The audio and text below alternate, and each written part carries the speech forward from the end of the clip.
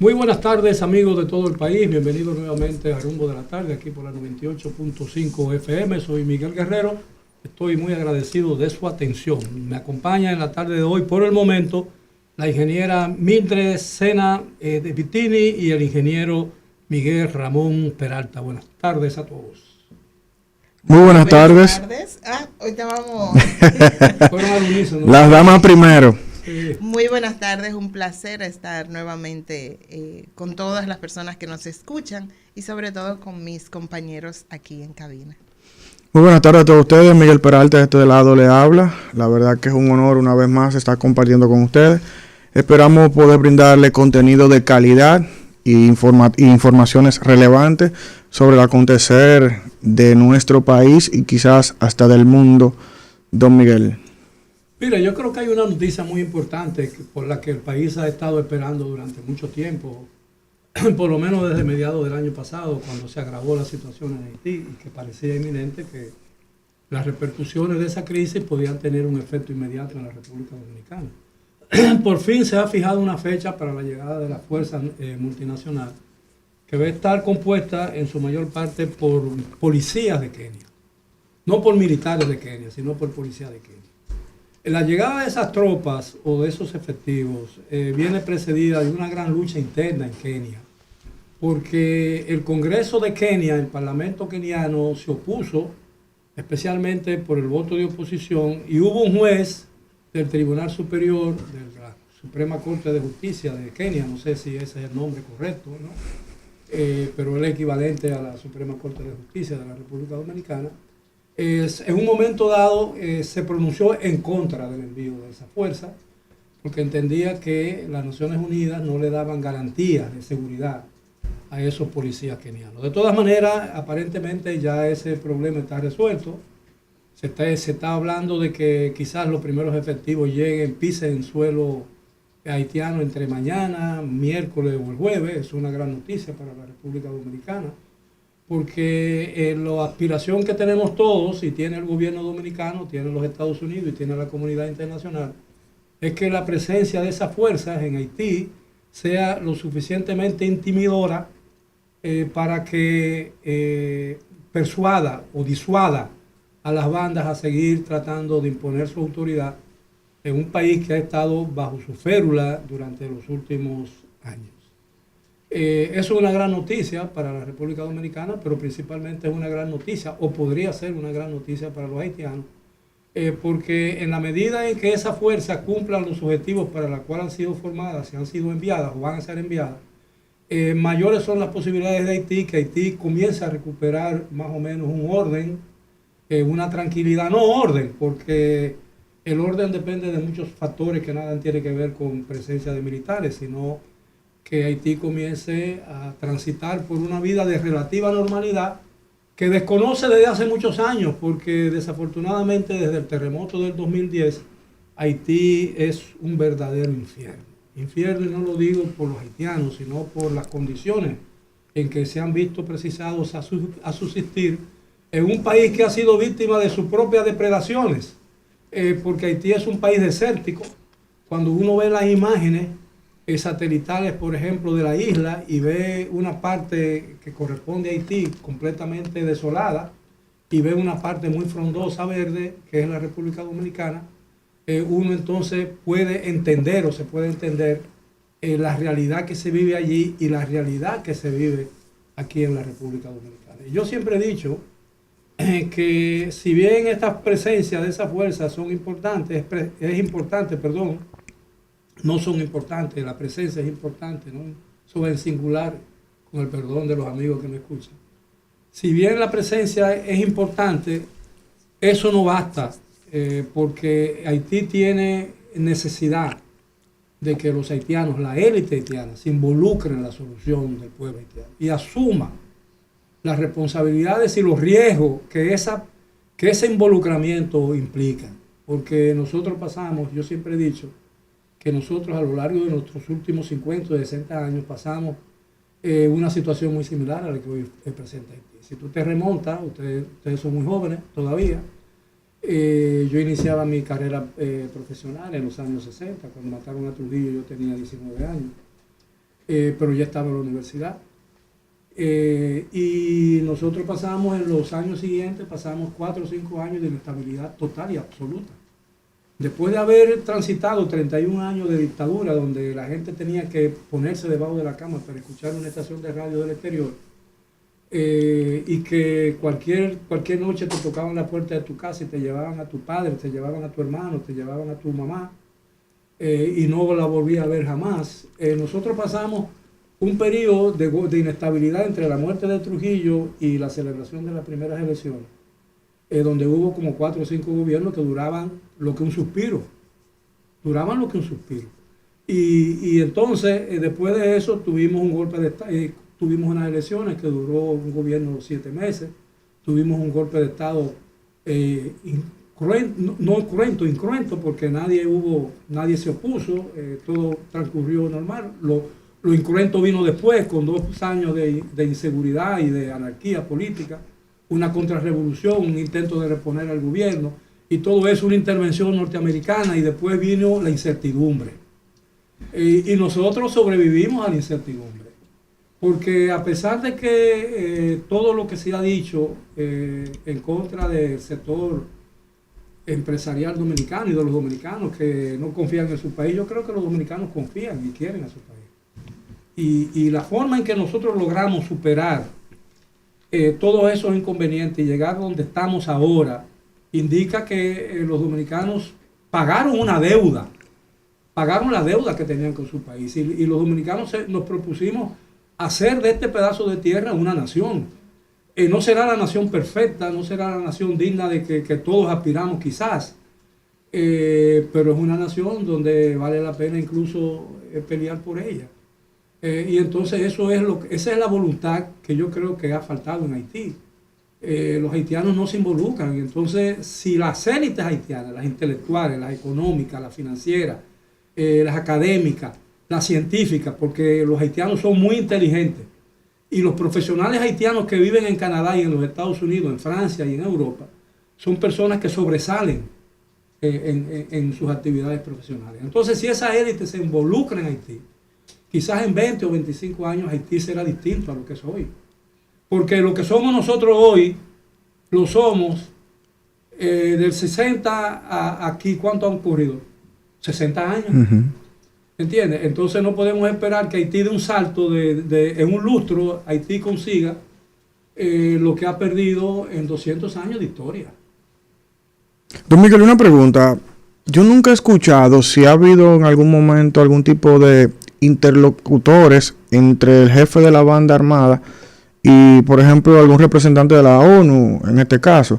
Porque si no mal recuerdo, en el gobierno de Manuel Santos en Colombia, cuando se trató de pacificar a la FARC, lograron tener una especie de interlocución con la guerrilla. ¿En este contexto no se ha presentado ese tipo de debate? Bueno, yo creo que no, porque por lo menos las informaciones que nos llegan a nosotros aquí en República Dominicana es la que transmiten las agencias internacionales.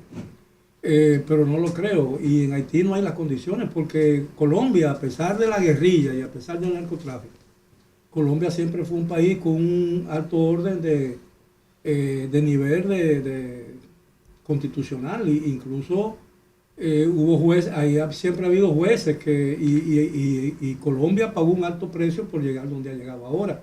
Fueron muchos los periodistas que fueron víctimas de la guerrilla y del narcotráfico, fueron muchos jueces, fueron muchos ministros los que fueron asesinados por el narcotráfico y por la guerrilla, y ustedes se recuerdan aquel famoso asalto donde participó el hoy presidente de Colombia, cuando asaltaron el Palacio de Justicia y secuestraron a todos los jueces de la Suprema Corte de Justicia y creo que le llegaron a prender casi fuego al Palacio de Justicia. Entonces, es un problema que yo creo que los haitianos tienen que asumir la responsabilidad que le competen. Y yo lo resumo diciendo que el problema haitiano es que los haitianos no pagan la deuda que tienen con su país, ¿entiendes?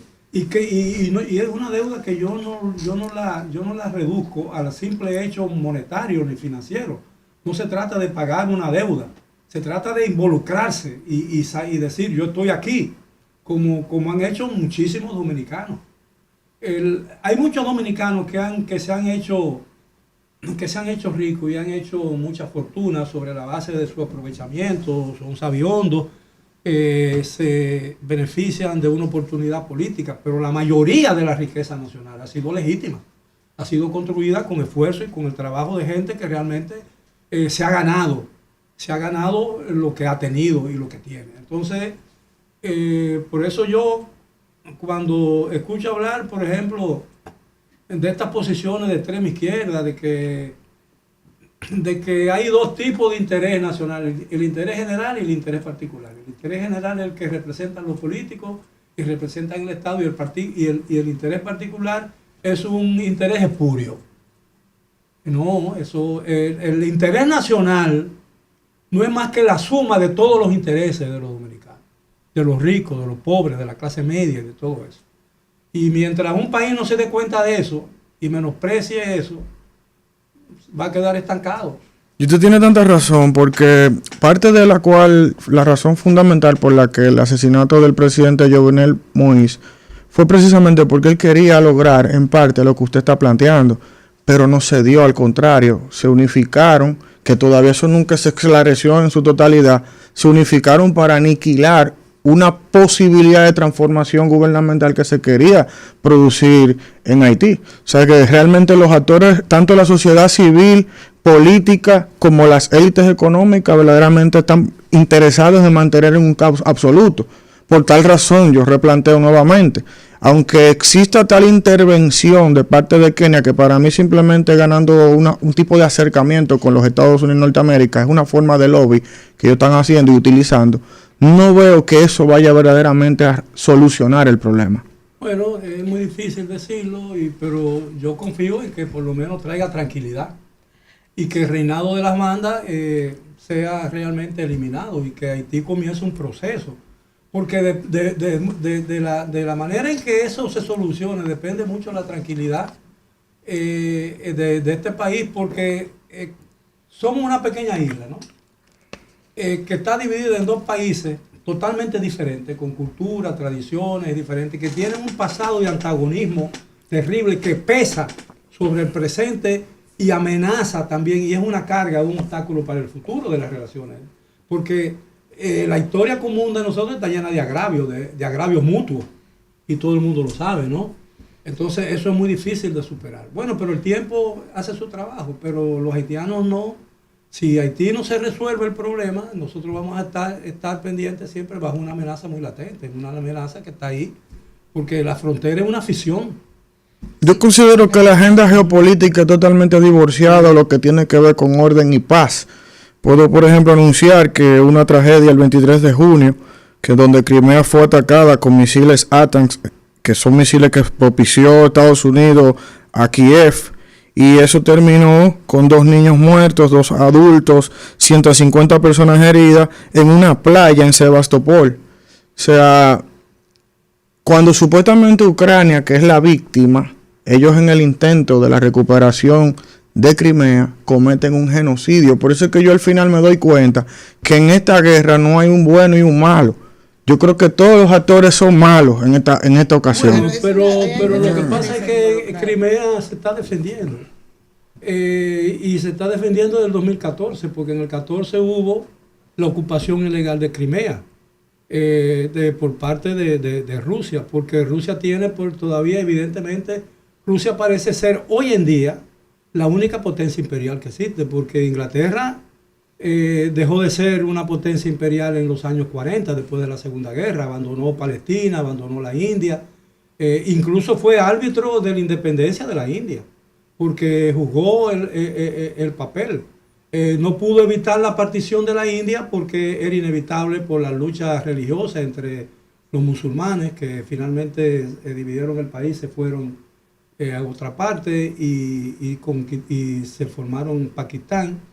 Pero en Palestina se fueron tranquilamente y a tomar ellos la decisión, porque la presencia británica en Palestina no fue más que resultado de la Primera Guerra Mundial. Cuando termina la Primera Guerra Mundial, la derrota de Turquía le pone fin a 800, yo no sé cuántos años, cuántos siglos, porque fue en 1453 que Mehmed II conquistó Constantinopla. ¿entiendes? Y comenzó la caída del imperio oriental romano. Y entonces comenzó la decadencia de Roma. Entonces, a partir de ese momento comienza el imperio otomano, el imperio turco otomano. Turquía pierde la guerra y pierde todas las posiciones. Entonces Inglaterra ocupa todas las posiciones que tenía Turquía en toda esa zona. Pero era, aparte del petróleo y de otras cosas, la presencia ya, Inglaterra era una potencia ya muy debilitada.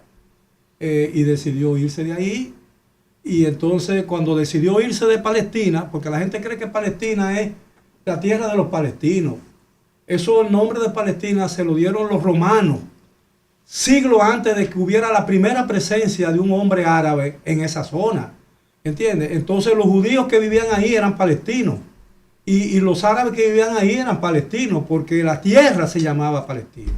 Entonces, cuando Inglaterra decide abandonar Palestina, porque ya no podía estar ahí, incluso se había recrudecido las confrontaciones entre los árabes y los judíos, porque los judíos decidieron ir después del holocausto. Muchos de ellos encontraron refugio en la tierra de sus antepasados, porque siempre hubo presencia judía en esa zona. Y había un predominio del judaísmo en Jerusalén y en todas las otras zonas. Entonces, cuando Inglaterra decide irse de Palestina, Naciones Unidas aprueba una resolución el 29 de noviembre del 47, partiendo en una zona de Palestina, para crear allí y tratar de resolver la confrontación entre árabes y judíos. Entonces crea en una porción de 25.000 o 30.000 kilómetros cuadrados, más pequeña que la República Dominicana, crea dos estados: estado judío para los judíos y estado palestino para los árabes que no tenían tierra y vivían nómadas, porque se trasladaban de Cisjordania, en el Líbano, todo, y eran en todos esos sitios repudiados. Eran repudiados en todos esos sitios. Entonces, ¿qué ocurre? Cuando Inglaterra se va el 14 de noviembre, en el calendario gregoriano nuestro, del 48, abandonan la Palestina, los judíos reunidos en el Museo de Tel Aviv declaran su independencia y forman el nuevo Estado de Israel. Es decir, conforme a la resolución y al poder que le habían dado las Naciones Unidas. Pero ¿qué hicieron los árabes? No formaron el suyo, los palestinos. Es decir, no formaron lo suyo. ¿Qué hicieron entonces? Siria, Líbano, Jordania y Egipto invadieron el nuevo país. Y entonces, un año después, se firma un tratado, un alto el fuego. Israel se queda, todavía no tiene frontera segura, porque Israel no tiene frontera segura. Israel todavía lo que tiene son algunas líneas de armisticio. ¿Entiendes? Y entonces no hay frontera segura. Y eso es lo que ha pasado por eso. Entonces, los que se huyeron, los palestinos que huyeron en la guerra, que vivían en el territorio de Israel, que se le dio a Israel, se fueron para Jordania. Jordania fue una creación de los ingleses, porque en el territorio que se llama Cisjordania, parte del territorio que se llama Cisjordania. Y fue cuando los ingleses se sintieron, cuando la tribu hachemita, que era aliada de los ingleses, perdieron en la lucha en el reino de Saudi Arabia, fueron expulsados. Los ingleses crearon, para el reino hachemita, crearon lo que hoy se llama Jordania. Estamos hablando de comienzo o mediado comienzo de la segunda década del siglo pasado, siglo XX. No existía Jordania hasta entonces. No había una civilización milenaria Jordania, como dicen muchos árabes, sin conocer su propia historia. Y entonces ellos estuvieron ahí, pero llegó un momento que eran tantos que comenzaron a hacer una molestia para el reino de Jordania, de Abdullah, como se llamaba entonces, el papá del papá del propio rey hoy. Entonces, en septiembre de 1970 se da una guerra civil ahí, porque era la época en que había muchos secuestros de aviones y todo ese tipo de cosas, y entonces ellos secuestran un avión, los palestinos, dirigido por Arafat, que no era palestino sino egipcio, y hay una cosa ahí, y hay un lío muy grande, y el rey Jordano decide expulsar a los palestinos. Y hay una guerra civil, murieron 700.000 personas ahí. Y entonces esa gente se van y llegan al Líbano. Y la presencia de esa presencia masiva de palestinos en Libia, en Líbano, rompe un esquema político que había sido la garantía de estabilidad política, social y económica del Líbano por mucho tiempo, que como se le llamaba la Suiza del Medio Oriente, porque tenían un sistema compartido de gobierno. Cuando había una mayoría, cuando la presidencia la ejercía un musulmán, el gobierno, es decir, el primer ministro era un cristiano maronita. Y así al revés. Entonces eso se fuñó. Entonces el Líbano no es país ya, porque el Líbano está en el norte controlado por los sirios y en el sur, en la frontera norte con Israel, está controlado por Hezbolá, que está financiado por Irán. Y desde el 7 de octubre del año pasado, según los cálculos incluso de las propias Naciones Unidas, desde el territorio libanés al territorio israelí, han lanzado más de 5.000 cohetes y misiles, al punto tal de que hay de 125.000 judíos que vivían en la zona norte de Israel, desplazados, que no tienen hogar porque sus hogares han sido destruidos, pero nadie habla de eso. Nadie habla de eso. ¿Entiendes? Entonces es un conflicto muy serio, Y yo te digo eso porque, ¿qué están haciendo los ucranianos? Vamos a poner, bueno, que un gobierno, había mucha corrupción. Bueno, ¿y qué gobierno no hay corrupción en este mundo? Putin no es corrupto. Putin dice que tiene la mayor fortuna del mundo, incluso que la fortuna personal de Putin supera la de Musk. 200.000 millones de dólares. Mucho más de 200.000 millones de dólares. Y tiene un yate que cuesta 70 millones de dólares. Bueno, entonces los ucranianos lo que se están defendiendo y entonces le dicen, yo te puedo bombardear tu tierra. Y te bombardeé Kiev. Y no pude llegar ahí por la defensa de ellos. Pero cuidado si tú me tocas el territorio ruso. Bueno, eso no tiene lógica. Lo que pasa es que, mire, por ejemplo, el juego de poder que ha jugado Estados Unidos, mire mi ángulo de donde yo lo veo. Usted sabe que Estados Unidos a nivel económico tiene problemas. Ellos por la guerra lograron unificar el Congreso para aumentar el techo de la deuda porque no querían entrar en detalles con una reforma fiscal, entre otras cosas, y tributaria, ¿correcto? Pero justifican por la guerra aumentar, comenzar a imprimir dólares. Por el otro lado veo que la guerra, más de 9.000 sanciones tiene Rusia y vemos que se coloca dentro de la cuarta economía más grande del mundo. No la veo debilitada. Veo que está logrando una desdolarización comercial con los países fundamentales, como es la India, como es con China, como es con los países prácticamente... que ellos hicieron la BRIC. Exactamente. Están transfiriendo su comercio con su moneda local. Sí, claro. Entonces... Es el poder real de Estados Unidos. Yo veo que Estados Unidos lo que está buscando una forma como de debilitarlo militarmente, que tiren los tiros que puedan hasta que se cansen, para que después el poderío militar de los Estados Unidos pueda verdaderamente recomponer la agenda mundial. En Estados Unidos hay un debate muy serio ahora, porque los Estados Unidos suspendió el suministro masivo de armas a Israel, y lo que está haciendo es que está, por ejemplo, permitiendo que países del este, países europeos que tienen armamento norteamericano, lo suministren a Kiev porque tienen miedo de que de quedarse sin suficiente armamento para el caso de que ellos se vean precisados en una confrontación. Bueno, el mundo es muy complejo realmente, pero bueno, yo creo que... Son los temas buenos de tratar, porque eso es lo que realmente está manejando hasta la agenda en República Dominicana. Sí. Ese tipo de conflictos a nivel internacional verdaderamente nos está afectando de todas las maneras, vida y por haber. Y de hecho está habiendo mayor, ¿cómo se diría?, manipulación de los sectores externos en el gobierno de la República Dominicana. Lo que pasa es que no lo quieren decir tal cual. No, el gobierno que resultó electo en las elecciones del 19 de mayo pasado, va a tener muchos problemas.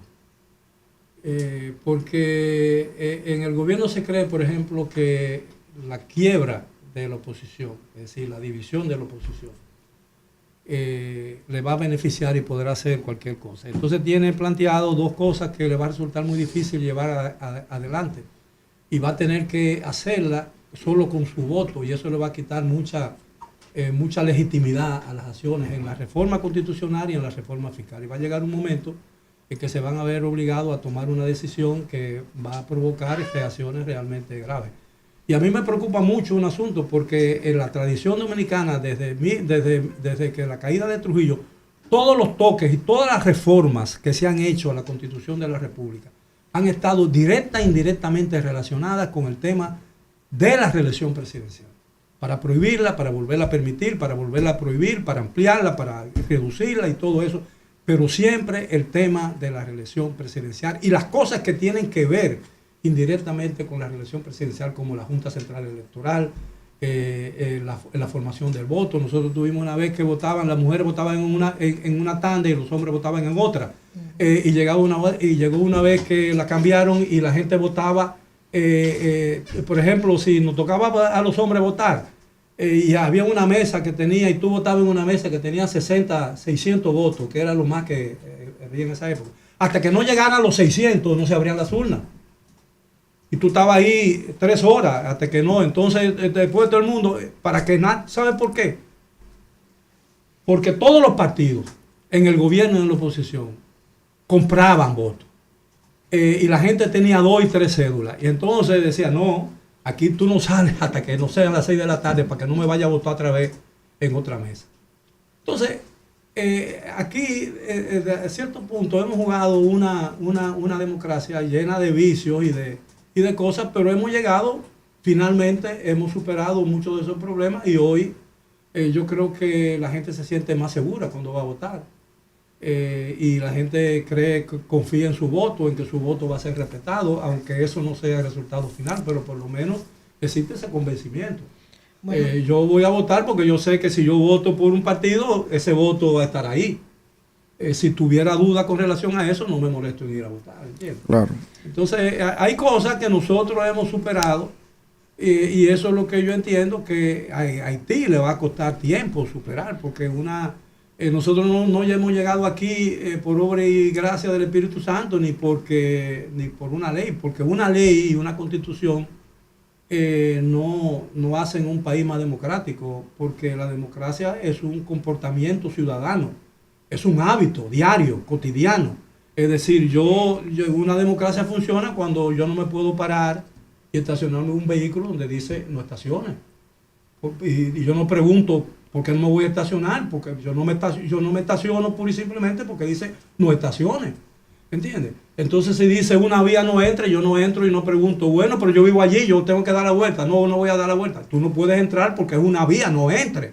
Entonces, cuando los dominicanos aprendan eso, y yo creo que hemos aprendido con el tiempo, entonces tú puedes decir que es un país, una sociedad preparada por la democracia. Pero con el descalabro de la economía, de la educación, cada día aparentemente se nos hace más difícil seguir avanzando en ese camino, porque ya no hay discusión. Oye, cuando yo estaba en la secundaria y en la primaria, y con el perdón de los amigos que nos están escuchando, y a mí me daba deseo de ir al baño, yo no me podía parar ahí para el baño, yo tenía que levantar la mano. Y cuando el profesor o la profesora me decía, dígame, señor Guerrero.